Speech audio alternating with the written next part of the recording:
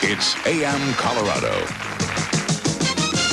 Good morning, welcome to AM. So glad that you joined us today. This show is kind of about the stars. Let me explain. We've got a couple of great stars from the field of country western music for you to say hello to a little later on in the show. And we're also going to take a flight to the stars, so to speak, a spiritual flight. Gary Bonnell is here to tell us about that. He has come to Denver to give a course in, now is it astral flight? We hear so many words about that. What's the one that we should be most comfortable with when we're talking about? Well, the one USA Today says is coming in is astral travel.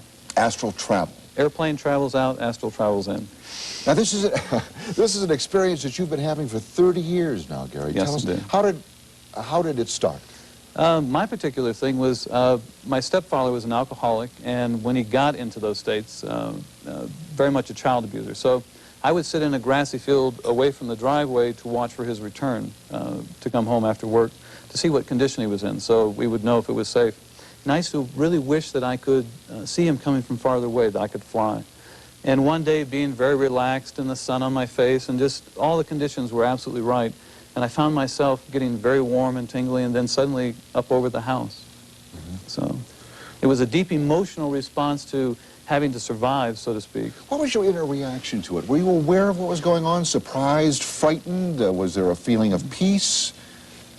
When I saw the Buick coming, because he always drove a Buick, when I saw the Buick coming from far down the road, I got frightened, and it zeroed me back into my body very quickly and knocked me over into the ditch behind where I was sitting. So I got frightened, and I wondered the next day if I could repeat it. And so I waited for the exact time, and hopefully the conditions were just right. And next day, the same thing. Very quickly, I want to share, because I want to take time from you, but I have a friend who was talking about when she was a child, she used to go out and play. When she'd go to bed at night and wasn't ready to go to bed, she'd go out and play that way, and thought everybody did that.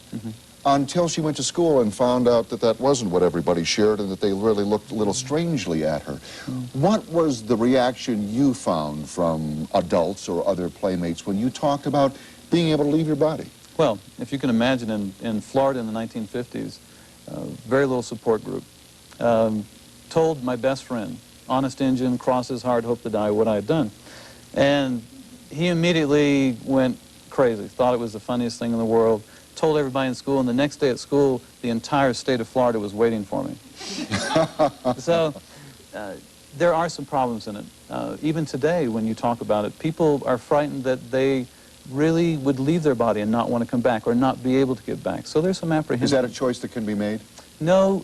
In order to really drop the physical body, you have to come back to it. Now, you teach courses in this.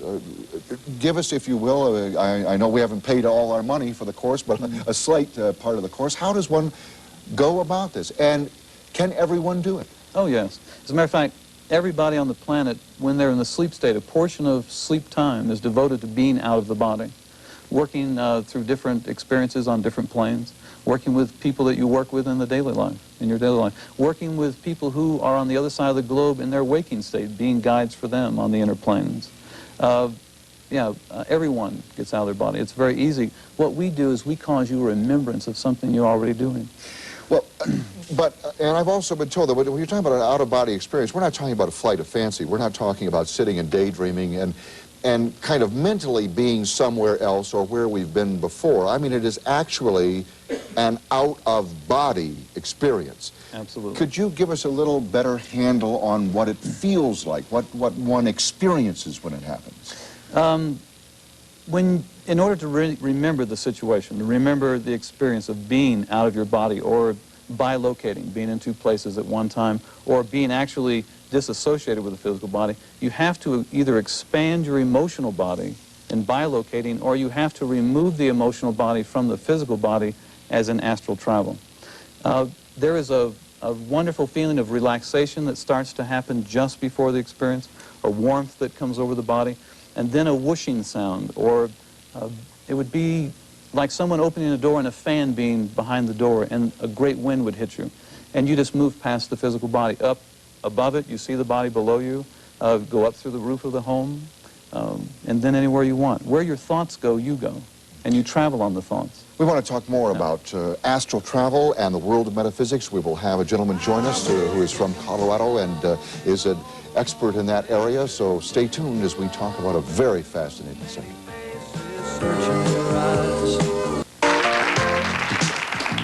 Today on AM we talk about spiritual flight. We're talking about metaphysics, astral traveling, fascinating subjects, I think, for all of us. And we add now to our panel from Colorado, Myron McCullen, who has taught theology at Princeton Universities, teaches the subject as well here in Denver and at other universities around the country, well-founded in that subject, but also a spiritual counselor and a psychic, and also the gentleman, when I mentioned somebody told me about out-of-body experiences, this is the gentleman that related the experience to me. What's it like for you? Well, at this point, I do it in a very conscious way for very particular reasons. Early on, these experiences happen to me spontaneously. But I'm involved in an experiment right now with a man in Fiji. And I visit him astrally. He's a student of mine. And I teach him sort of the next step. And then I get letters back from him saying, oh yes, you visited the other night, and it was the time that I visited. Also, when I teach classes, I sometimes go out to each of the students on a particular evening, and then they report back to me the time that I went there and what I told them.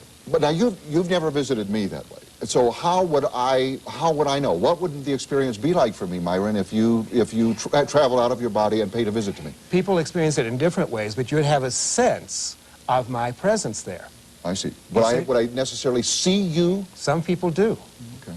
Some people do. They report that they saw me standing at the foot of their bed or on the other side of their desk or sitting by them on the couch. But most people report that they simply have a sense of my presence, and there's a certain message that I've given them. In one class, I told them I would come each week and tell them what their major issue was, what they needed to be working on. And without exception, everyone got what I had to say. Give somebody at home a little helpful hint on this. Since somebody wants to do, is it complicated to do this? You simply willed it. Is it a matter of simply willing yourself to want to leave your body? I don't think it is at this point for me. People who take the course that I offer, we do a 12-hour version of what a lot of people would take maybe 20 years to do through discovery, through going here and gathering bits and pieces. And after a while, once you've done it, and you've done it the second time and the third time, you'll find yourself, as you start to become very deeply relaxed, or as you start to enter deep sleep, you'll move into the astral body automatically. Is there blockage in the way? Is that it? We have to get things out of the way to be able to do that?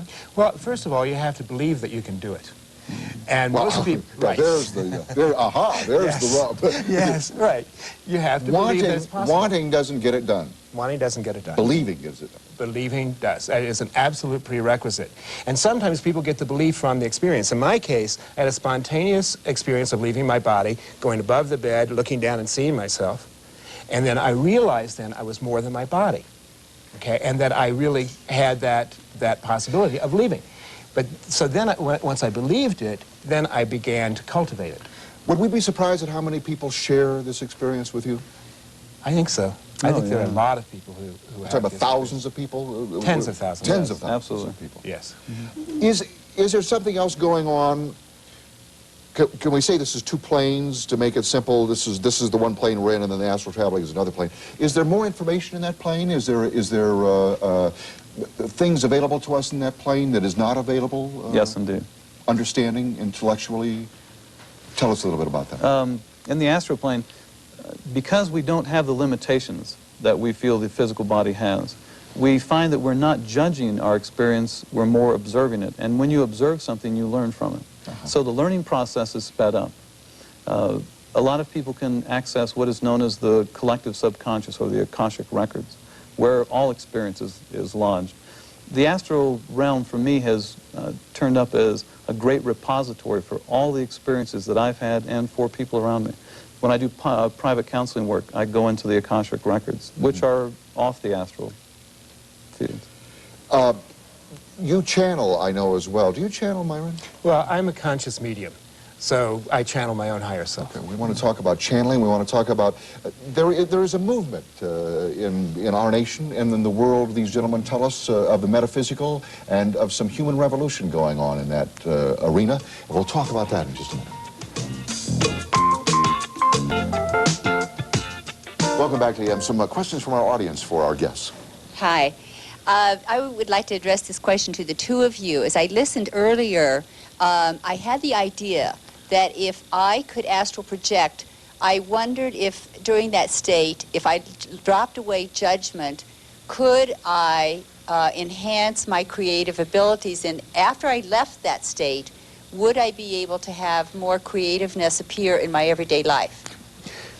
Absolutely. Because on those realms, everything expands. It's not just one's knowing, one's seeing, but the ability to feel, the ability to penetrate into the very essence of existence. And you come back with that. And it's not only a knowing, it is a feeling. Something actually changes. We talk about the 7 energy centers in the body, or the chakras. Each one of those is opened significantly in the out-of-body experience. Now, when you come back, they close back down. So you can operate in the material world. However, they don't close all the way down. And each time you expand, you come back and it's a little bit more open. So absolutely, see, I'm a composer, and that's where I go, and I hear the music, and then I come back and I write it. See? Another question for you.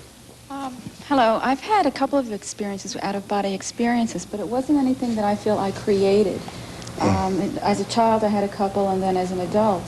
And I've never been able to recreate that, and I'm wondering, you know, what space is there that I'm not being in touch with that I could do that again? Yeah, let me just add to that, because you were talking about the education, Myron, you mentioned during the break of the expansion of joy and all that. We're all very jealous of this. We would love to be able to share that, and we can't at will, according to this question here.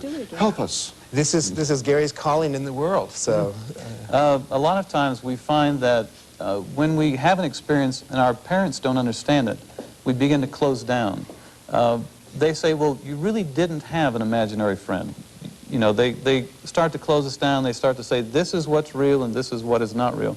And so we start limiting our sight, and we start backing away from the things, the experiences that we have found pleasurable. So become unlimited. Yes. Okay. Question. Innocence. Well, I think my question, the same thing, is that I know I've tried to do it consciously, and what happens is I go out, but I don't open my eyes. I know that I'm experiencing the feeling. You're liable to see yourself if you yeah. open your eyes, right? So I know, you know, and could you help me in working with that? Many people, when we work with them in the course, they'll find that they don't want to look back at their body. They're afraid that they won't be there. And that would signal to them that they aren't alive, that they are dead. That is not the case. We have a very brief time here, and I want to just open this up for both of you, because when we were talking before the show, you are seeing some things happening in the world metaphysically, some expansion that has not been here before, some quickening. If you would tell us about that, address that for us, please. You want me to lead it? Yes. Okay.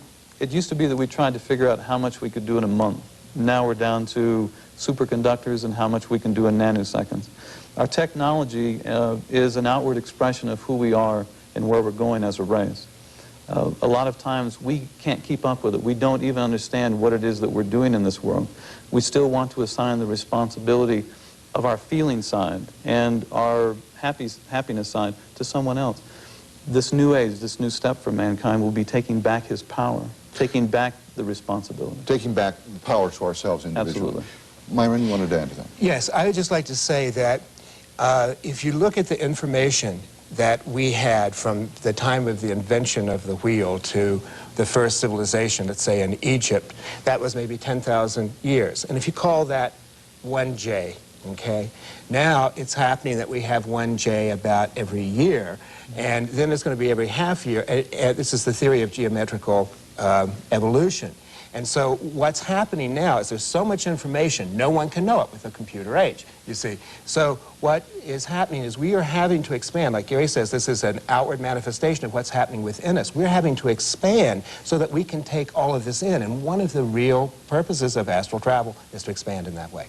One of the things I mentioned at the top of the show, a fascinating topic. I want to make sure we mentioned, Gary, you're appearing at the Heritage Hotel tonight at 7 o'clock, also Saturday and Sunday. Your classes begin when? The second week of February on Tuesday nights, and they're called The Joy of Surrender. Okay. All information can be had on our AM hotline when you come back. Johnny Lee and Kathy Batea, so you stay tuned.